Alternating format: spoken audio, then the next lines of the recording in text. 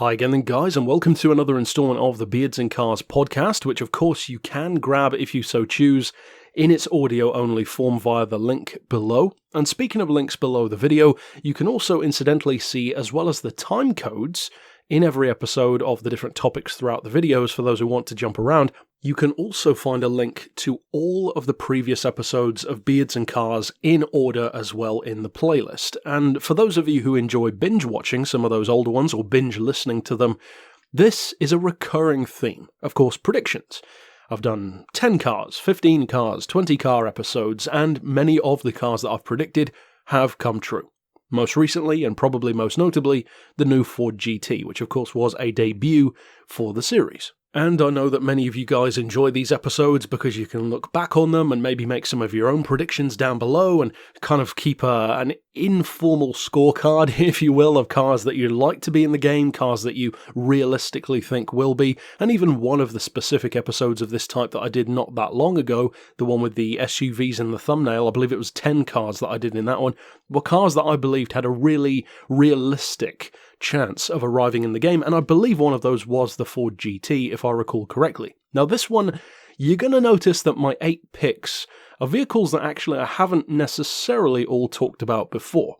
And my picks are going to seem kind of specific, and maybe a little bit odd compared to what I would usually say, especially given that many of these are debuts. And naturally, in order for many of these predictions to make sense, you'd probably like a little bit of context as to why I'm predicting these 8 vehicles in particular.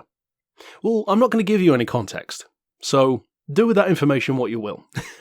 For now, though, let's get into the episode. Now, my first prediction is, I believe, a car that I have predicted before anyway. I know it's a car that many of you guys would love to see back. I think I've actually featured it in a couple of my predictions videos, and that is, of course, the Toyota GT1, the TS20. Now, the TS20 is an icon of Gran Turismo. It's easily up there with the R390 in being, you could strongly argue, the 2 longest-standing prototypes of really the whole franchise. Even as far back as GT2, they were forces to be reckoned with before even stuff like the Mazda 787B came along, and later on stuff like Pescarolo, Sauber C9, of course the big powerful diesels later on down the line.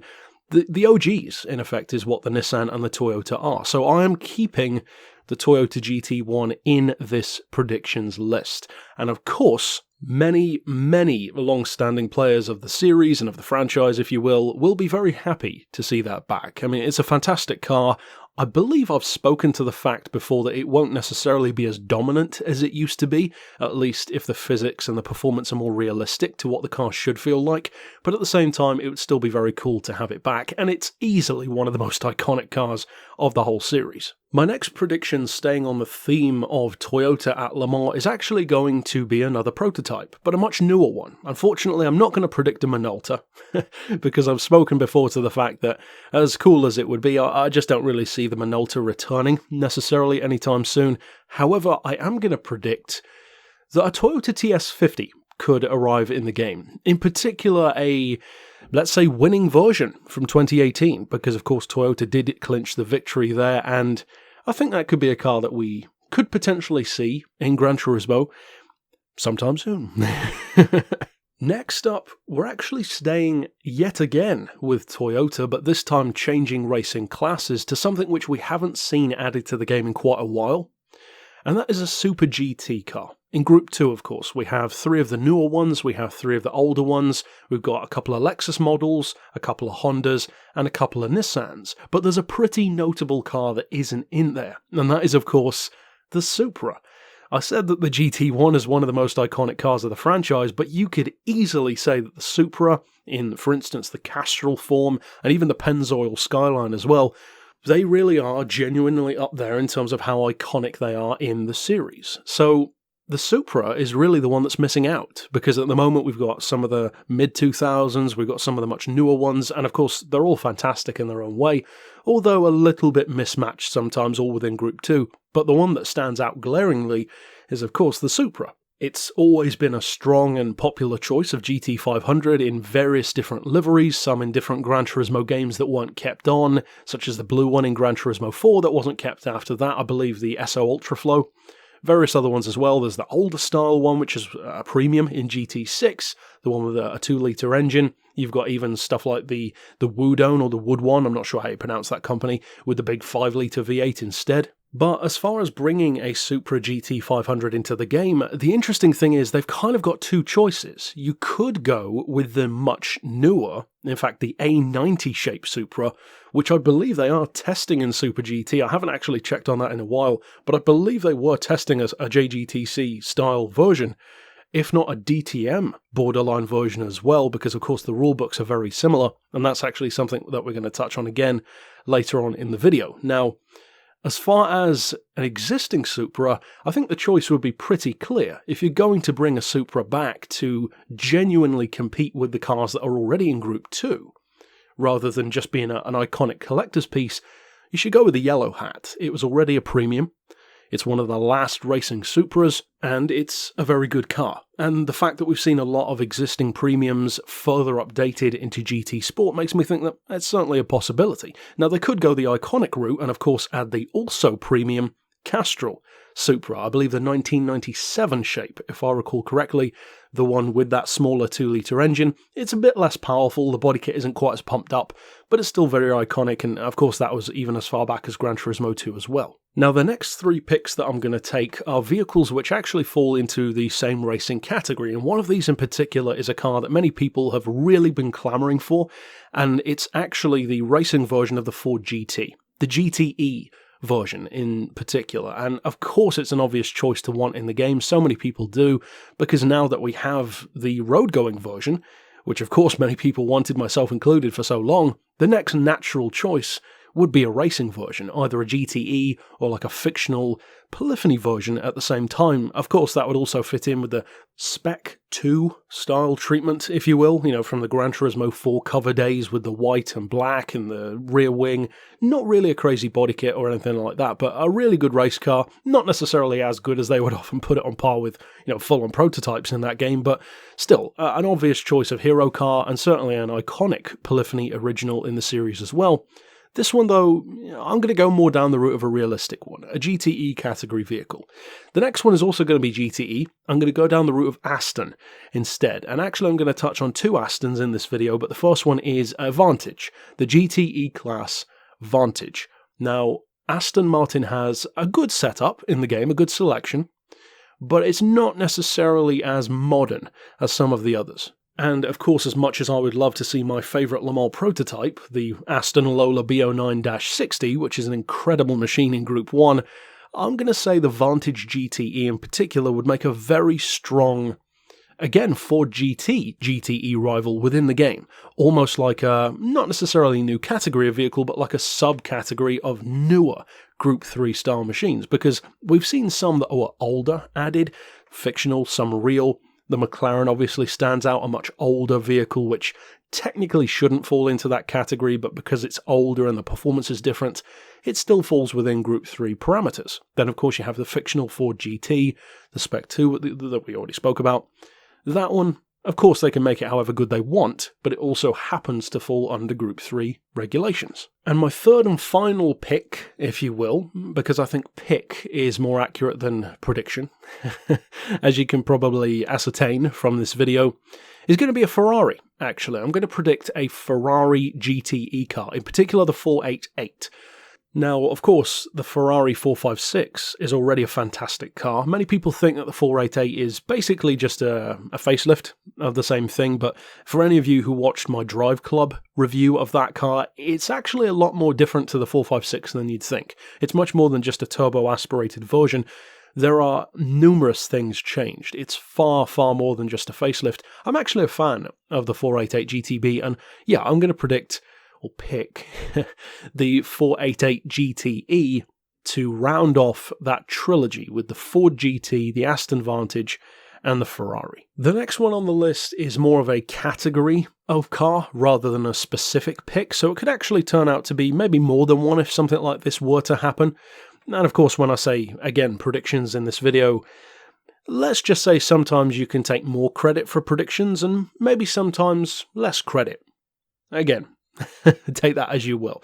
And that is actually regarding something that, again, we've talked about in this series before, DTM, The rulebook between Super GT and DTM is of course closer than it's ever been. I believe the two governing bodies are in talks about combining those if they're not already in the stages of that, and again we have spoken about that on the channel.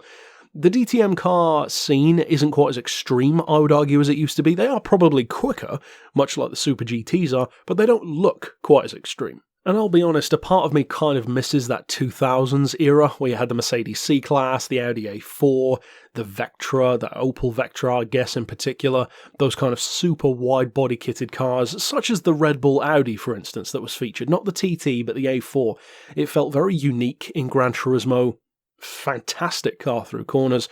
So yeah, I'm going to predict that DTM is a possibility which shouldn't be discounted, that's for sure. DTM is certainly a category which would fit in very well into Group 2, and the interesting thing about it is, if Polyphony were to add, for instance, the latest DTM cars, then of course they would be fantastic rivals for the three initial Super GTs that we had, the more modern and the faster ones. But it would also leave an interesting door open if you were going to stick to GT Sport rather than predicting for GT7, to actually have potentially one or two slightly older DTMs, such as the one that I talked about, the Audi, which would go up pretty nicely against stuff like the SC430. That slightly older trio of JGTC-style machines, or more specifically Super GTs these days. But yeah, I think that DTM certainly should not be discounted from Gran Turismo's near future.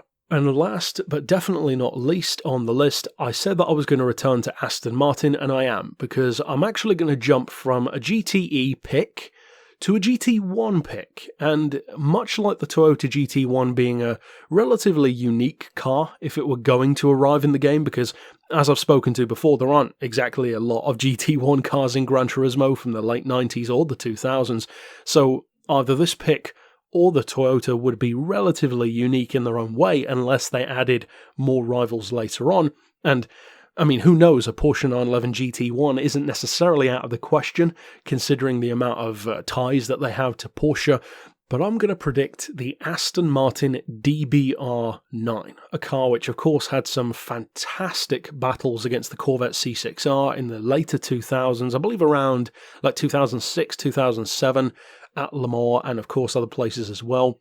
I would actually love to see an Aston DBR9 in the game. I think it would be a very interesting difference to a lot of the other, for instance, Group 3 cars, and although I think it would probably end up in Group 3, considering how fast it is, the kind of spec it has would fairly naturally accommodate in there, especially with balance of performance, it would be pretty cool to finally have a different option to the Vantage, because the Vantage is cool, but if we ended up, for instance, having a Vantage Group 3, a Vantage GTE, and a DBR9, that would be a pretty strong selection for Aston Martin. Now, of course, as I said at the start of the video, this isn't necessarily the same kind of prediction video that I would usually do. And, you know, let's say that some predictions you can take more credit for than others. So, again, take this entire video with a grain of salt, or take it with more than a grain of salt if you choose to. I'll leave that down to you. And all we can do, of course, is wait for the future of the game and potentially the future of the series, not just GT Sport even, to see how things pan out. But overall, that's it for my picks. Of course, slap yours down below. If maybe you predicted some in the past, then of course you could comment down below which ones you predicted actually have arrived in the game. I know that some of you guys on the Discord server actually had some picks and predictions which have also arrived. I believe stuff like the Camaro, the Clio V6 have been banded around quite a lot, and of course those did arrive. Some are definitely more obvious than others, and some are very difficult to predict. I mean, who would have predicted a Roof CTR3 before we saw that image? But overall, that's it for this installment. Of course, stick around on the channel for more leaks and news regarding the game, and of course more discussions like this one regarding the potential future of the game as well. And of course, if you'd like to reach out and chat to me on more places than just the comments down below, you can do that on the Discord chat, which is linked below, and also linked below, you could reach out and chat via Twitter, Instagram, or even the Facebook page. So check out one of those if you fancy it. Of course, I will not lie, boosting numbers is always a great help to the channel, especially on places like Twitter. But overall, that's it for this installment. Of course, I'll see you guys next time, and for now, as always, thanks for watching.